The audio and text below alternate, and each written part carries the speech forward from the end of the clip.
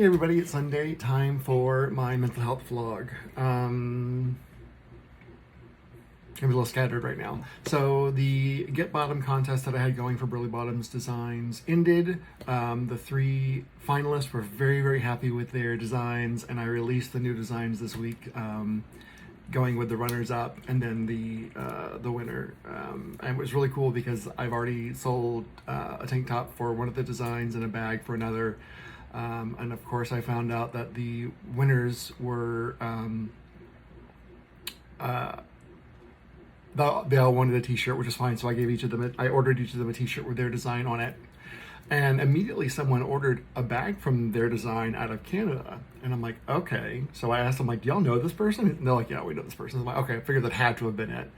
But as I'm talking to them, and they're Houston locals, just like I am. And as I'm talking to them, I find out one of them actually works at the exact same salon that is owned by somebody who I had put on a design previously, another Houston native that I really wanted to draw, and I asked him, and he said I could. So I find that I did, and I had no idea that they knew each other until after it was all said and done. So I think it's hilarious, one, that the Houston gay community is so big but so small, and two, that there are two people working in the same salon that are featured on Burley Bottom merchandise. That is so weird to me because I literally had no idea that they even knew each other. And being in Houston was not a requirement to be in the contest. Everybody voted, you know. So it was fun that I had two pictures from Houston natives in the competition, in the final competition, and then the winners are work with someone that's already on a design. I found that really, really ironic, and I believe my response was, Jesus Christ, the gay world here is so small. And it really kind of is. One of them actually works with a lot of the bars here in Houston as well, and I didn't know that. And I'm like, well, I am keeping you handy so I can hopefully utilize this contacts to get some more exposure inside the bars. So that's where the gays are.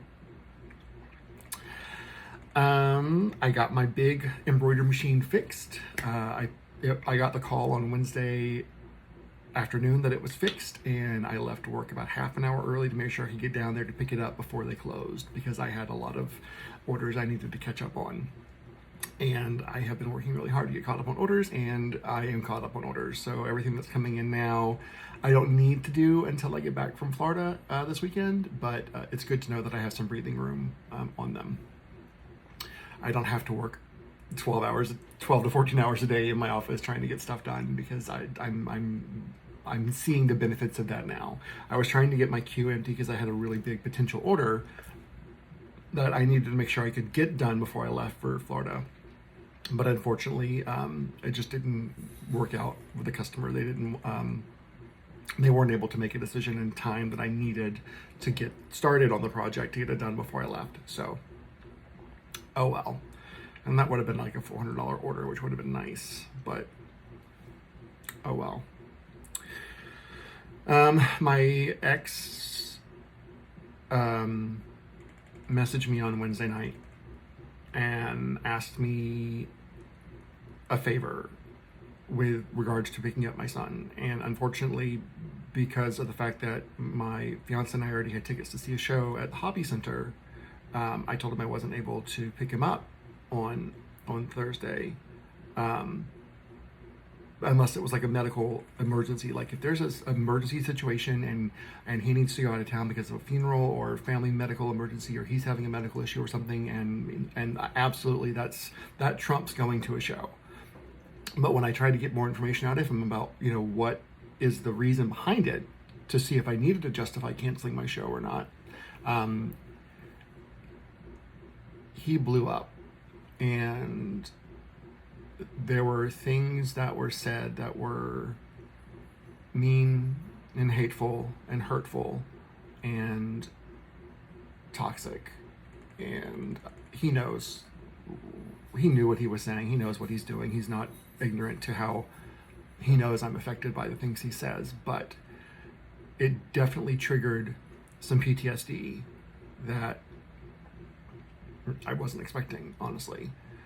And I was having all these feelings that I used to have of not being good enough, being a horrible person, all these things. And then it wasn't that I was feeling them, but I was remembering those feelings and how I used to always be affected by the things that he was saying. And it did affect me. I was actually very fortunate enough to have the relationship that I do with my therapist. And she's always like, text me if you need me, text me if you need me, text me if you need me. I have only once ever contacted her when I needed her outside of an appointment. And I've been seeing her for years. But I did send her some screenshots of the conversation. It's like, just want to flag this. This caused some PTSD. I'd like to delve into this next time we meet, just to discuss this. And she asked some questions, make sure I was okay. Really grateful that I've got the relationship that I have with my therapist. She's awesome. And the reality is, I know that whatever I said or did is not what set my ex off. But I am a familiar and easy punching bag for him. And he unloaded like he did. And the great thing that I realized during all this is I don't have to engage. I don't have to respond. I don't have to acknowledge the hateful things that he says. So I was able to not reply. When I went to drop off my son yesterday, I didn't even get out of the car. I had no desire to interact with him. I had no desire with my ex. I had no desire to talk with him. I wasn't ready to hear anything that he had to say, because unless the first words out of his mouth were, "I'm sorry," I had no interest. And the text messages that I got when I pulled out of the driveway confirmed that the conversation should not have been, neither one of us were ready to talk, honestly. He started attacking me for like just leaving and not giving him any updates. So we have a parental chat group that has he and his boyfriend and my fiance and me in it, so that we're all open with our communication with regards to my son. So I did answer some of his questions in the parentals chat. Like, he asked them over here, but I answered them over here because I wanted all of my communication to be in this group chat with him, nothing direct. And which triggered some more side messages. Why aren't you talking to me? Why are you putting it in the group chat? Blah, blah, blah, blah, blah. So, and I wasn't responding to those. And then, being the clever person that he is, he finally asked me a question about like my son's welfare. Well, of course, anything regarding my son's welfare, I'm going to answer, I'm going to acknowledge, but I'm not going to let that be a door into a conversation. So I advised him that I answered his question very formally and just left it at that. And then he started sending some more things, and I just kind of left it, saying, well, don't forget you have this and you need to do this, and all the things he's trying to get to garner some kind of conversation out of me. And I'm not there yet. So stay tuned to see how that goes. I don't know, but I'm not interested in hearing what he was going through. I'm not interested in hearing what caused his outburst. I would like an apology because of the way he spoke to me. I will never get one. He'll never acknowledge that. He just won't. In fact, I expect it to get worse before it gets better, just based on history. So we'll see. Fingers crossed. On Thursday, the plans that we had were to go to see the Cher show at Hobby Center, which was a local production, which I actually really enjoyed myself. Music of Cher, the life of Cher, all that kind of cool stuff. But what's really cool is, and I didn't find this out until later, is the costumes that they had, which we assumed were made for the show, were replicas of Bob Mackey's originals. No.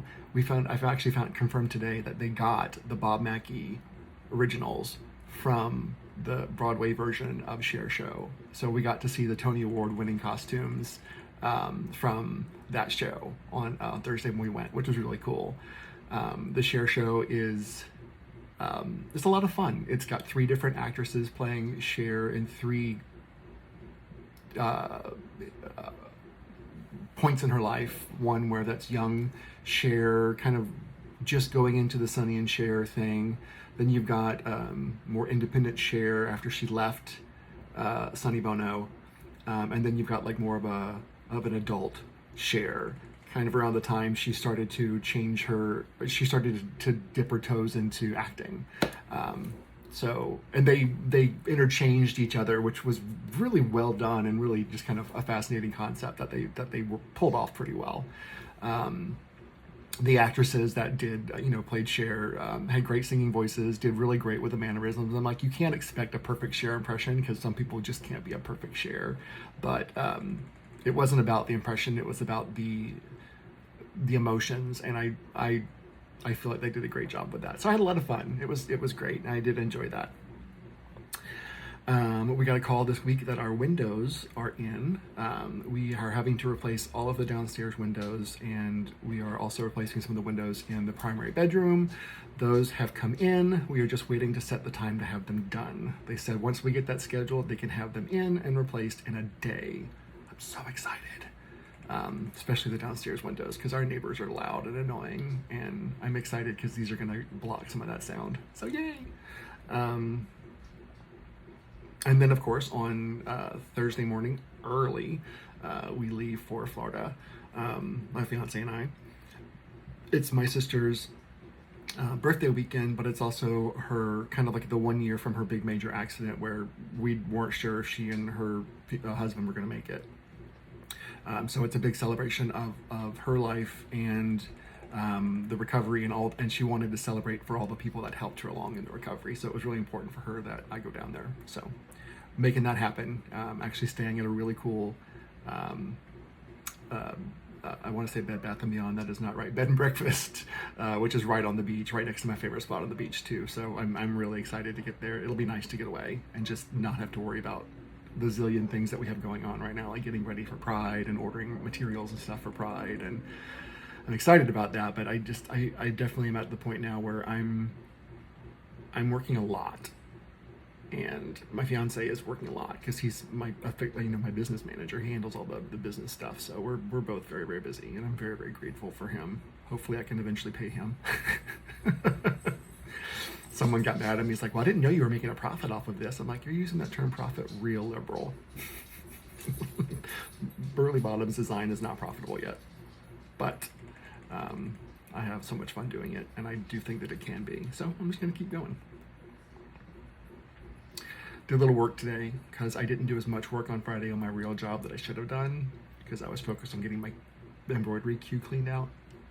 And it was also some Summit Awards, so it was just kind of boring at work this week. So I definitely had some stuff I needed to get done by Friday that I didn't, so I made sure I did that this weekend, so that the developers have everything that they need tonight when they get back to work. Beyond that, there's nothing much going on. So as always, check in with your friends, make sure they're doing okay, and check in with your loved ones, make sure they're doing okay. I am so excited to see mine this weekend. My other loved ones, my in-laws are on this cross Atlantic cruise from Barcelona to I think somewhere in Louisiana. I'm not sure. So I'm excited for them. I think they are. I think the cruise left today or yesterday. I'm not 100% sure, but they're having a good time and sending us messages, let us know they're having a good time. So cool. I can't do that anytime soon, so cool for them to be able to.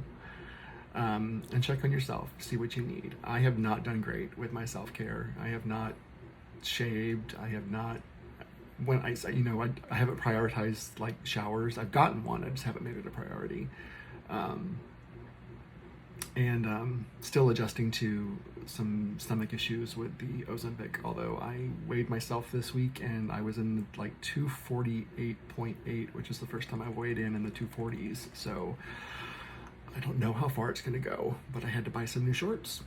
You want to see them? See? Aren't these nice? They're nice and stretchy and a little pinstripe. So I'm excited to be into a 36 waist. I don't remember being in a 36 waist as an adult, so it's fun. I think that's all I got. So next time you hear from me, I will be in Florida. Hopefully I remember to do my vlog. That's about it, guys. Check on yourself, make sure you're getting what you need. And that is all I got, folks. So have a wonderful rest of your day, and I will see you next week from Florida. Bye, guys.